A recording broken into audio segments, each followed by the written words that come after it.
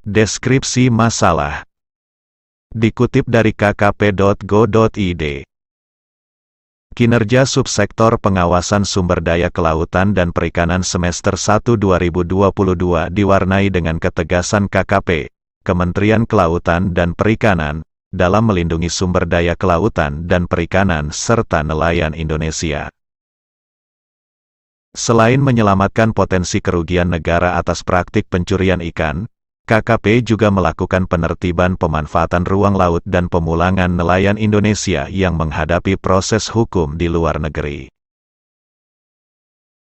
Direktur Jenderal Pengawasan Sumber Daya Kelautan dan Perikanan, Dirjen PSDKP, KKP, Laksamana Muda TNI Adin Nurawaludin mengungkapkan bahwa sebanyak 83 unit kapal ikan pelaku praktik ilegal unreported unregulated (IUU) fishing berhasil dibekuk tim patroli sepanjang semester 1 tahun 2022.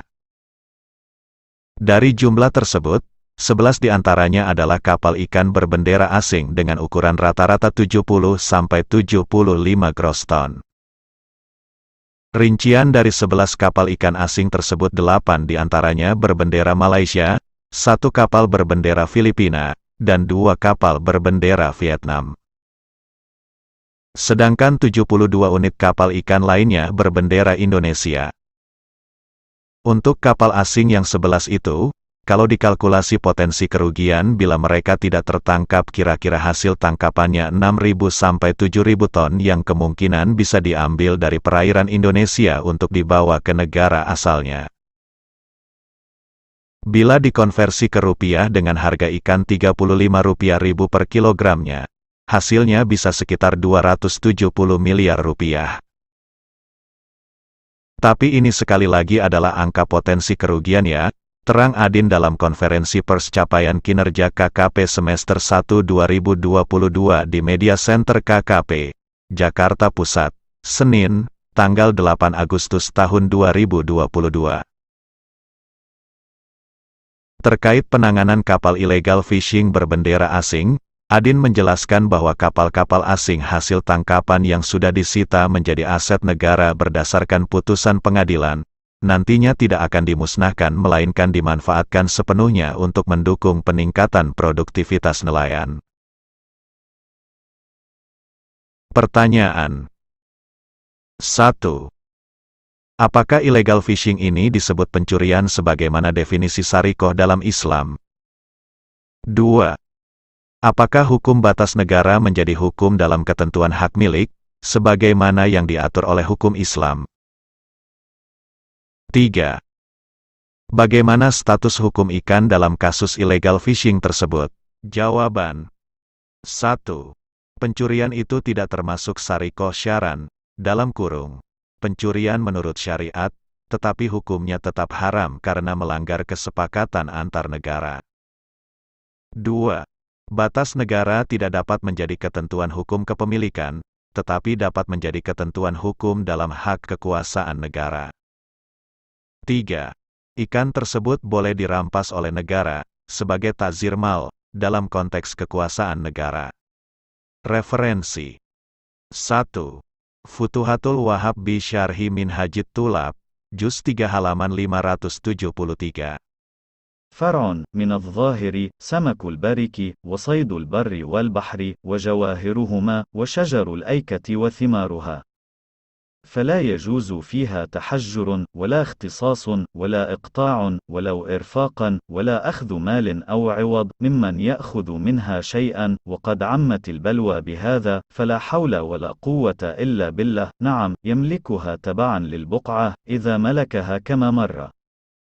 Submasalah, termasuk yang sudah jelas adalah hukum ikan di kolam-kolam, hewan buruan darat dan laut serta kekayaan alam keduanya, pepohonan dan buah-buahan hutan, yang tidak boleh dicegah, dikuasai, diberikan kepada pihak lain oleh pemerintah, walaupun sebatas irfak atau memberi kewenangan memanfaatkan, dan tidak boleh mengambil harta atau gantinya dari orang yang telah menguasainya. Dan fenomena semacam ini sudah umum terjadi, fala haula wala quwata illa billah. Meskipun begitu, Kekayaan alam yang telah disebutkan tadi bisa dimiliki dengan mengikuti kepemilikan lahan, ketika seseorang memiliki lahan tersebut seperti penjelasan yang telah lewat. 2. Faidul Qadir, Juz 6 halaman 353. المسلمون على شروطهم الجائزة شرعا أي ثابتون عليها واقفون عندها وفي التعبير بعلى إشارة إلى علو مرتبتهم وفي وصفهم بالإسلام ما يقتضي الوفاء بالشرط ويحث عليه. Sabda Nabi, orang-orang Islam itu menepati janji-janji mereka yang diperbolehkan syariat. Maksudnya mereka konsisten dengan perjanjian dan memenuhinya.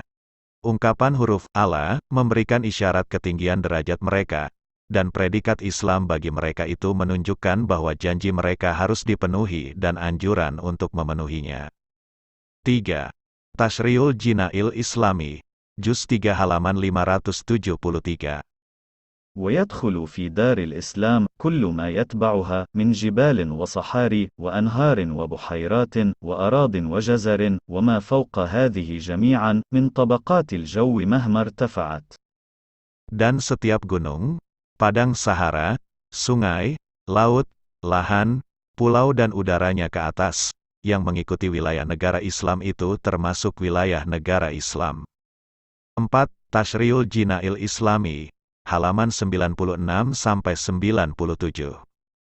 قلت: ويشهد لجواز العقوبة بالمال في الجملة حديث النفيل، وهو قوله صلى الله عليه وسلم: من وجدتموه يصيد في حرم المدينة فخذوا سلبه، إلى آخر ما قاله الشيخ ميارة. وإذا كان هذا في الجنايات المقتضية للتعزير فما بالك في ترك الجماعة، والله أعلم بالصواب.